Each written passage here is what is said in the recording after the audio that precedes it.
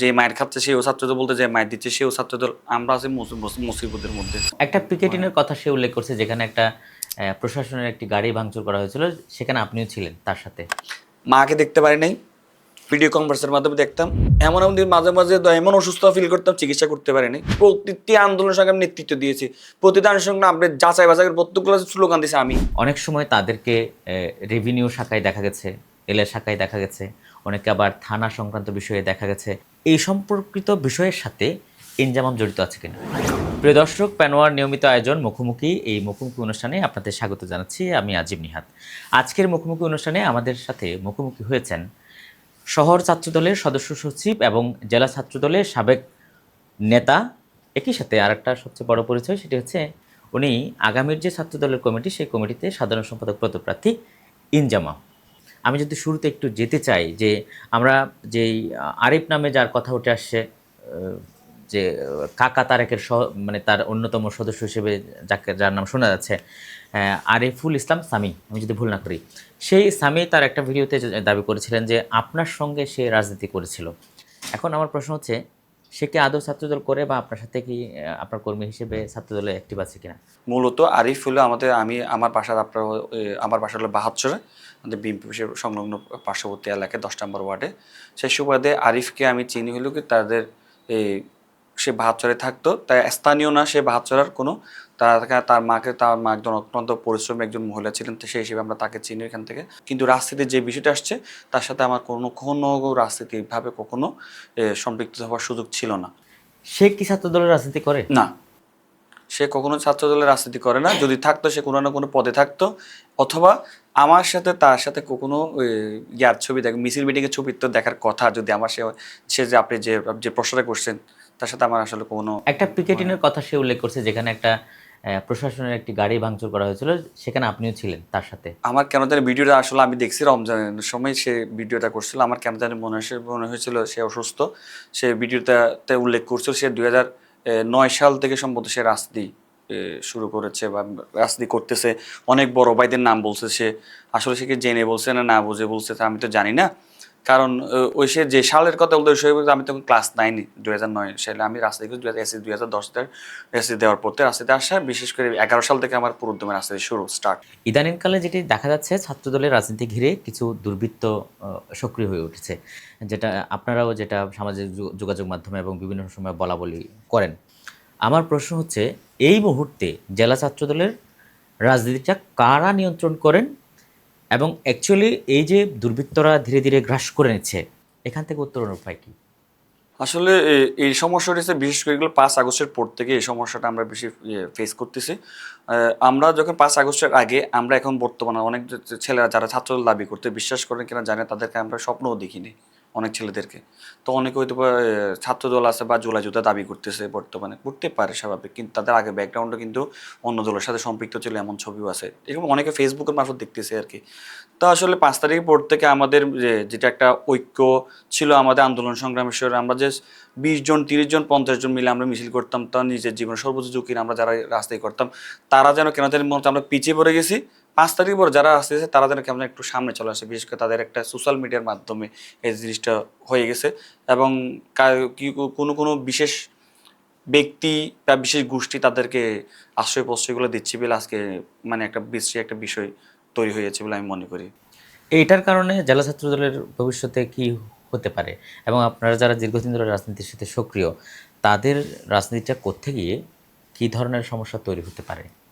আমাদের তো আসলে অনেক বর্তমান, তো আমরা অলরেডি ছাত্রদলটা বর্তমান প্রশ্নবিদ্ধের মধ্যে পড়ে গেছি বিভিন্ন যেটা সত্য কথা যেটা বলতে হয়। কারণ সবাই ছাত্রদল দাবি করতেছে, কিন্তু সবাই ইতিও ছাত্রদল উতিও ছাত্রদল, যে মায়ের খাচ্ছে সেও ছাত্রদল বলতে, যে মায়ের দিচ্ছে সেও ছাত্রদল। আমরা আছি মুসিবতের মধ্যে। আসলে প্রকৃত কারা ছাত্রদল আসলে হচ্ছেটা কি এগুলো।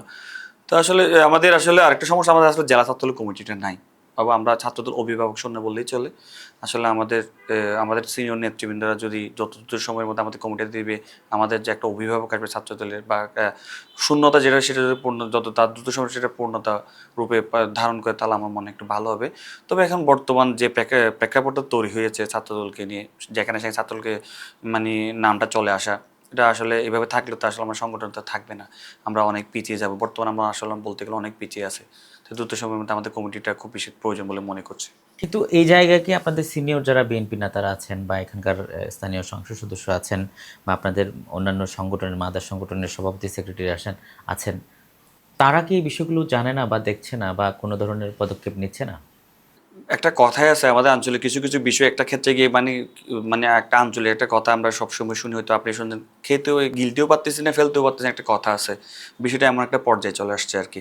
তা আসলে আমার নেতারা সব কিছু জানেন, অবগত, ওনারা কিন্তু নিষেধ করেছেন। আমি আমার যার রাজনীতি করে আমার মাননীয় সংসদ জনাব লুৎফুর রহমান কাজল ভাই আমাদেরকে প্রথম থেকেই একটা নির্দেশনা দিয়েছেন, কোনো ধরনের মানে অবৈধ কাজের সাথে লিপ্ত দখল বা চাঁদাবাজ এবং যারা প্রকৃত আমাদের ছাত্র রাজনীতির সাথে সম্পৃক্ত ছিল তারা যেন কেউ যেন তোমাদের সাথে কোনো সম্পৃক্ত হতে না পারে, তোমরা তাদেরকে মিছিল মিটিংয়ে যেন প্রয়োজনীয় সংখ্যা ভারী করার জন্য এদের সমস্ত যেন জায়গা দেওয়া না হয়, সেটা আসলে উনি নির্দেশনা ছিল। ওনারা আসলে সবাইকে বলছেন। এরপরও আমাদের কিছু হয়তো বা দলটা তো আসলে অনেক বড়, কাকে এবার দোষ দিব? কেউ হয়তো বিশেষ সুযোগ সুবিধা নেওয়ার জন্য তাদেরকে হয়তো সুযোগ সুবিধাগুলো দিচ্ছে, যার কারণে সেও প্রশ্নবিদ্ধ হচ্ছে, আবার দলটাও প্রশ্নবিদ্ধ হচ্ছে। জেলা ছাত্র দলের কমিটি না থাকার কারণে আপনাদের রাজনৈতিক কার্যক্রম করতে গিয়ে কী কী ধরনের সমস্যা আসলে তৈরি হচ্ছে এবং এটা যদি আরও দীর্ঘমেয়াদে কমিটিহীন থাকে সেক্ষেত্রে কী ধরনের সংকটের মুখে পড়তে যাচ্ছে? আমাদের মূল সমস্যাটা হলে আমরা বিভিন্ন গ্রুপের মধ্যে বিভক্ত হয়ে গেছি, যে সত্য। আমরা জেলা ছাত্র দলের মধ্যে আমাদের মধ্যে 4 গ্রুপ। 4 গ্রুপ এখন 4 গ্রুপ এখন সক্রিয়। 4 গ্রুপ বলতে কি ধরেন আমাদের সাবেক সভাপতি রিপন ভাই, আমরা একটা গ্রুপ। তারপর ফাহিম ভাই সাবেক সাধারণ সম্পাদক, ওনার একটা গ্রুপ। তারপর সাবেক ভারপ্রাপ্ত সভাপতি নয়ন ভাই, ওনার একটা গ্রুপ। সাবেক ভারপ্রাপ্ত সাধারণ সম্পাদক মিজাম, ওনার একটা গ্রুপ। গ্রুপটা আলাদা হলেও কিছু কিছু সাংগঠনিক কাজগুলো কিন্তু আমরা আবার একসাথেই করি। কিন্তু কেন্দ্রীয়ভাবে কিছু কর্মসূচি যখন দেওয়া হয়, আমরা যার যার এটা কি বলা হয়, যার যার শক্তি এনার্জিটা দেখানোর জন্য হয়তো যার যার আলাদা আলাদাগুলো প্রোগ্রামগুলো করা হয়। তোমরা আমরা অধিকাংশ প্রোগ্রামগুলো সবাই একসাথেই করি, এক ব্যানারে করার চেষ্টা করি। তবে আমরা ছাত্রদল আমরা যারা দায়িত্বে রয়েছি আমরা কিন্তু একসাথে প্রোগ্রাম করি, কেন্দ্রীয় ঘোষিত কর্মসূচিগুলো একসাথে করি। তবে ব্যক্তিগত কোনো প্রোগ্রাম থাকলে সেটা আমরা আলাদাভাবে করি। তাহলে কমিটি না দিলেও আপনাদের কোনো সমস্যা হচ্ছে না? অবশ্যই কমিটি দিতে হবে, কমিটি থাকার খুব বেশি প্রয়োজন। কারণ সিনিয়র অনেকেই তো দাবি করতেছে, আমি মানে সিনিয়র মানে অনেকেই বর্তমানে অনেকে প্রার্থী ঘোষণা করেছে বা চাচ্ছে, আবার অনেকেই আমাদের সাবেক সভাপতি রিপন ভাই ডাইরেক্ট ওনার স্টেটমেন্ট দিয়ে দিয়েছেন। জুনিয়র প্রার্থী হচ্ছেন না? উনি প্রার্থী হচ্ছেন না, উনি চাচ্ছে কি জুনিয়রদের মাধ্যমে কমিটিগুলো দেওয়া হোক এবং যারা যোগ্য তাদেরকে যারা আন্দোলন সংগ্রামে চলে তাদেরকে দিয়ে যাচাই বাছাই করে কমিটিটা দেওয়া হোক। আপনি কি মনে করেন যে আগামী যে কমিটি দেওয়া হবে বা কমিটির যে প্রক্রিয়া হবে সেখানে যাদের ছাত্রত্ব আছে এবং যাদের বয়স আছে তাদের সমন্বয় হবে নাকি আবারও হঠাৎ করে দেখা যাবে কি বয়স্ক কাউকে দিয়ে ছাত্রদলের এটা আমার আসলে সম্পূর্ণ নির্ভর করছে আমার সিনিয়র নেতৃবৃন্দ যারা আছেন, সেটা ওনাদের সিদ্ধান্ত, যেটা ওনার ভালো মনে করবেন। আপনারা কি চান? আমরা চাই একটা যাচাই মানে সিনিয়র যে মেনটেন কমিটিতে হলে ভালো হবে। এখন আমি যেহেতু জুনিয়র, আমি তো চাই সবসময় জুনিয়র লেভেল কমিটি হোক। তবে আমি সবসময় বলে আসছি, এখনও বলতেছি আপনার সামনে, আমি কখনো সিনিয়রদের ক্রস করে গিয়ে পদ পদবি নেওয়া এটার পক্ষে কখনো না। যাচাই বাছাই করা হোক, একদম একদম সিনিয়রও না, একদম জুনিয়রও না, সব কিছু যাচাই বাছাই করে যেন কমিটিতে করা হলে ভালো হবে। 5ই আগস্টের পরবর্তী সময়ে আমরা দেখেছি যে বেশ কিছু ছাত্রনেতা বা জুলাই আন্দোলনের সক্রিয় ছিল এরকম অনেকেই আছে যাদের হঠাৎ করে অবস্থার পরিবর্তন হয়ে গেছে। আমি অবস্থা বলতে বোঝাচ্ছি অর্থনৈতিক অবস্থা। এই অবস্থা পরিবর্তন হতে গিয়ে আমরা যেটা দেখেছি যে অনেক সময় তাদেরকে রেভিনিউ শাখায় দেখা গেছে, এলএ শাখায় দেখা গেছে, অনেকে আবার থানা সংক্রান্ত বিষয়ে দেখা গেছে। নানাভাবে বিভিন্ন দপ্তরে তদবির বলেন বা কাজ আদায় বা এরকম অনেক কিছুতে দেখা গেছে, পৌরসভা কেন্দ্রিক দেখা গেছে। এই জিনিসটাকে ইনজামাম কিভাবে দেখে এবং এই সম্পর্কিত বিষয়ের সাথে ইনজামাম জড়িত আছে কিনা? আপনি আমার শ্রদ্ধেয় একজন বড় ভাই, আমার পছন্দের একজন বড় ভাই। আমি আমার কক্সবাজার জেলা যারা গোয়েন্দা শাখা যারা দায়িত্বে রয়েছেন এবং আমার সাংবাদিক শ্রদ্ধেয় বড় ভাই আপনারা যারা রয়েছেন, আমি সকলকে ওপেন চ্যালেঞ্জ করলাম, আমি কখনো কোনো ডিসি করে জীবনে যাই নাই। থানাও একবার দুইবার নেহাত খুব প্রয়োজন পড়লে হয়তো সর্বোচ্চ 2বার গেছি আমি। তখন খুব বিপদ, আমার এক ছাত্রদলের দায়িত্বশীল নেতা খুব একজন কিছুদিন আগে একজন ভাই ডাকাতি হয়েছিল আমার ছাত্রদলের সেক্রেটারি, তার জন্য গেছিলাম মামলা সংক্রান্ত বিষয়ে। আরেকবার সেম ছাত্রদলের একজন ছেলেকে মারছিল, সেটার জন্য গেছিলাম। এটা ছাড়া কখনো থানার কি আমাকে উচিত চিনেও না, আমার কোনো দপ্তর চিনেও না, সেটা আমি গত কালকে ওপেন স্ট্যাটাসের মধ্যে পরিচয় দিয়ে আমার স্টেটমেন্টটা দিয়েছি। আমাকে আসলে কেউ চিনে না, আমিও কোনো দপ্তরে যাইও না, কোনো সুযোগ সুবিধা নিয়েও নাই। তো মাঝে মাঝে একটু খারাপ লাগে আপনি যে বিষয়টা বলছেন, আসলে অনেকের পরিবর্তনটা তোমার আমার এমন পরিবর্তন হয়ে গেছে, আসলে মাঝে মাঝে আফসোস করে, হায় রে করলাম কি, মানে মানে একটু স্বাভাবিক একটু চলে আসে গায়ের একটু একটু খারাপ লাগা কাজ করে। তারপরে বল একটা জিনিস আসলে মনে করি উপরে আল্লাহ তো আছেন, আল্লাহ দিতে কতক্ষণ নিতে কতক্ষণ, আমরা কখনো আফসোস করি না। আমরা দলকে ভালোবাসি, সংগঠনকে ভালোবাসি। সবসময় আমার কাছে সবার আগে বাংলাদেশ, আমাদের কাছে সংগঠনটা আগে। যাদের পরিবর্তন হয়েছে তাদের বিষয়টাকে আপনি কিভাবে দেখেন?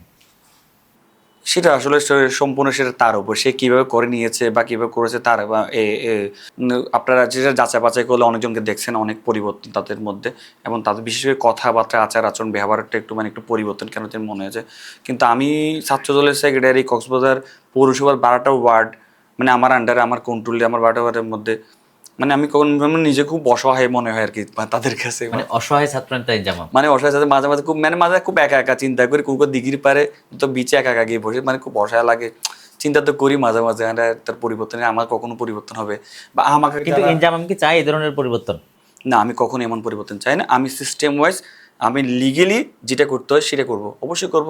লিগেলি যেটা আমার সাধ্যে এবং আমার যেটা প্রয়োজন সেটা করব, কিন্তু কখনো এমন কিছু আমি চাই না রাতারাতি বড় লোক হয়ে যাবো, রাতারাতি পরিবর্তন, এটা আমি চাই না। আস্তে আস্তে ধাপে ধাপে হোক। আমরা যেটি দেখেছি 5ই আগস্টের আগেও আপনি রাজনীতিতে সক্রিয় ছিলেন এবং বিভিন্ন পদবিতে ছিলেন বিভিন্ন সময়ে। সেই সময় যাদেরকে দেখেছেন, আবার 5ই আগস্ট পরবর্তী সময়ে যারা আপনার নেতৃত্বে আসে রাজনীতি করার জন্য বা বিভিন্ন ওয়ার্ডে সক্রিয় হচ্ছে, তাদের মধ্যে কি পার্থক্য দেখতে পান? আমার কাছে এমন এমন কিছু কিছু ছেলে আসছে 5 তারিখে পরে, যাদেরকে আমার মনে হয়েছে তারা স্বার্থের জন্য আমার কাছে আসছে মূলত। তা আমার যারা দুঃসময় ছিল, আমাদের এমন দুঃসময় ছিল, আপনি বিশ্বাস করেন, মা হাসপাতালে ছিল, দেখতে পারিনি। এ, খারাপ লাগে আন্দোলন সামনে কথাগুলো উঠলো আমার সব, আমি একটু বেশি আবেগী। আমি সকালের ভাত খাইছি দুপুরবেলা, এরকম দিনও গেছে। পানি ভাত দিয়ে ভাত ভাত খাইছি, রাতেও পানি ভাত খাইছি, এরকম দিনও আমাদের গেছে। কিন্তু মাকে দেখতে পারি নাই, ভিডিও কনফারেন্সের মাধ্যমে দেখতাম। তারপর এমন এমন দিন মাঝে মাঝে এমন অসুস্থ ফিল করতাম, চিকিৎসা করতে পারিনি, সত্য কথা। প্রাকৃতিক চিকিৎসা করতাম। বিশেষ করে একদিন আমার 28 অক্টোবর পর্যন্ত আন্দোলন সংগ্রামে একদিন আমার 2টা অসুস্থতার কথা মনে আছে। এখানে প্রচণ্ড দাঁত ব্যথা করতেছিল, আমার খুব বেশি প্রয়োজন ছিল ইমার্জেন্সি ডাক্তারের কাছে আসার। তখন তো আসলে আমাদের সুযোগটা ছিল না ওপেন ঘোরাফেরা করার। তো আমি ইউটিউব থেকে চার্জ দিয়ে দেখতেছিলাম, তখন আমি গ্রামে থাকতাম। গ্রাম থেকে এসে প্রতিটি আন্দোলন সংগ্রাম করছি, আমি প্রতিটি আন্দোলন সংগ্রাম নেতৃত্ব দিয়েছি। প্রতিটি আন্দোলন সংগ্রাম আপনি যাচাই বাছাই প্রত্যেকগুলো স্লোগান দিয়েছি আমি। এমন আমাকে বলা হয়েছে রাষ্ট্রবিধি স্লোগান দেওয়ার কারণে, তখন যেখানে পাবো এখানে মারবো। তখনকার একজন এখানে তদন্ত অফিসার ছিল, আমারও ক্ষিপ্ত ছিল আমার উপরে, মানে রাষ্ট্রবিধি স্লোগান দিতাম, যার কারণে আমাকে বিভিন্নভাবে আমাকে বলা হয়েছিল আমাকে পেলে মারবে। মানে ইউটিউব থেকে দেখে চিকিৎসা নিয়ে আমি আমার চিকিৎসা মোটামুটি ব্যথাটা কমিয়েছিলাম, এরকম দিন হয়ে গেছে। মানে আমি সুস্থ জীবনটা আমাদের ছিল না আর কি। কিন্তু এখন 5 তারিখের পর থেকে হঠাৎ করে এই সমস্তগুলো দেখার পর মাঝে মাঝে একটু খারাপ লাগে। মাঝে আমার ভাই একদম প্রবাসে আছেন, সৌদি আরবে আছেন, সে মাঝে মাঝে বল সুন্দর করে ভিসাটা করে চলাই, মানে দরকার নেই এই সমস্তগুলো, এইভাবে টাকা পয়সা আমার মানুষের দুষ্প্রাণ হওয়ার। বিশেষ করে ইদানিং ঘটনাগুলোর প্রেক্ষাপট চলে আসার পরে আমার ভাইতে আমার প্রেশার দিচ্ছে, মানে বাদ দিয়ে দিগুলা, এগুলো করিস না ভাই, সুন্দর করে বিদেশ চলে, সুন্দর করে আমার সাথে দোকানে বসে চাকরি টাকরি করে টাকা পয়সা কামাই। মানে ওই পরিবেশটা পাচ্ছি না আর কি, আগের পরিবেশটা। আগে ধীরে ধীরে তৈরি করা এই মাঠকে ছেড়ে দিয়ে সৌদি আরবে চলে যাবে। এখন আমি একটা জিনিস চিন্তা করি, কি আমি গেলে কি হবে, আমাকে তো ভালোবাসে যারা অনেকজন আসছে, তাদের জন্য তো আমার কিছু করে দিয়ে যেতে হবে। আমরা যদি মূল্যায়ন না হয় তাহলে হবেটা কি? এটা হলো প্রশ্ন আমার সিনিয়র নেতাদের। আর যদি মূল্যায়ন না হয়? আসলে দলকে তো ভালোবাসি, এটা তো ফেলতে পারবো না।